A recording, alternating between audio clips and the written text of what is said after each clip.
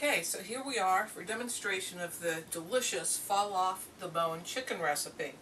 So I have my chicken, and I've already mixed up my ingredients of paprika, thyme, pepper, salt in here.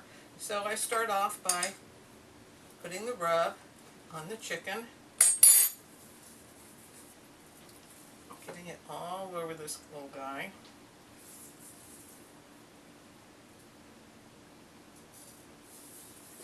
I'm going to hit one of my favorite two buttons on the Instant Pot, the saute.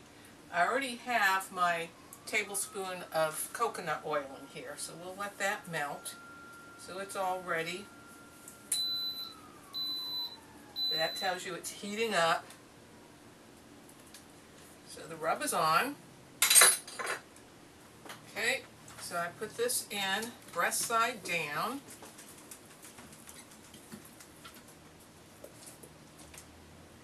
For about 7 minutes. And then I'll flip them over and do about 7 minutes on the other side. Okay, the chicken is now all browned. So what I'm going to do is go ahead and add my broth. It's still hot from having sauteed the chicken on each side. I have my 6 cloves of garlic, my lemon juice. It's all in. So just put the chicken in, breast side down. And I like to add just a few slices of lemon. Just kind of put them on top of the old bird. And from there, it's time to put the lid on.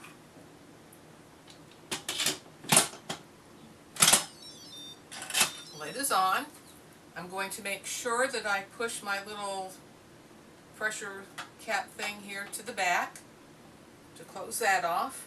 And now my other favorite button is the pressure cook. I can't remember what it's called on the other one. Anyway, manual, pressure cooker manual, and this one it's called pressure cook. I'm going to hit that. And I'm going to set this for 25 minutes, so I hit my plus sign. So I hit the pressure cook, and now I'm hitting the plus sign and moving it up to 25. And that's all I do. And I wait till this goes off, and it will tell me when it's done. Now, time to take a little break. So it tells me it's on. Don't worry about that. The 25-minute sign went away. It says it's on. When it gets fully pressurized, then the count 25 will come back on and the countdown will begin. Well, I'm not sure if you can see this on the screen, but there's a minute left to the cooking time.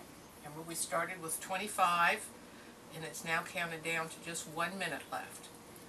Once this minute ends, it will beep to let me know that it's all over, and then a warming time will start coming up to show how long it's been in the warmer. But I don't want it to just stay warm. I'm going to completely turn it off and allow it to release naturally. So I won't touch this at all.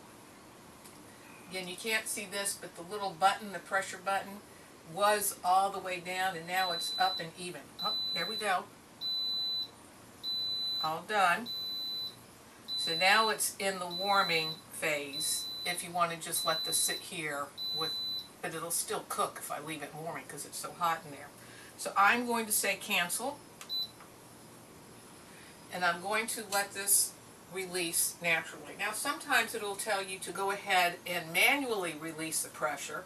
You can use one of your utensils that came with it to grab the little lever there and pull it to allow the steam to release.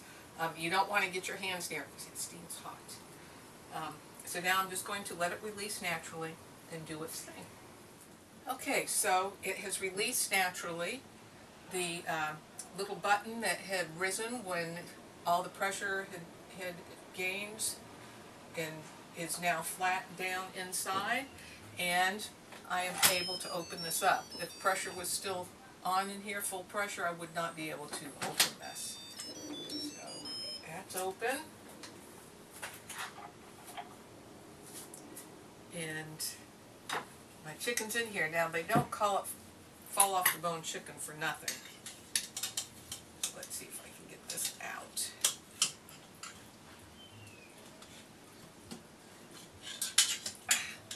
This is the tough part.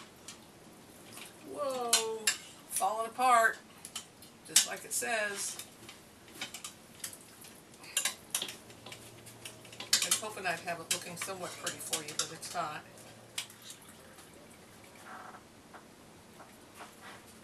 All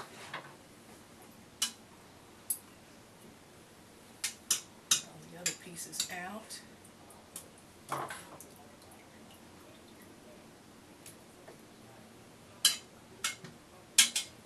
Hot, hot, hot.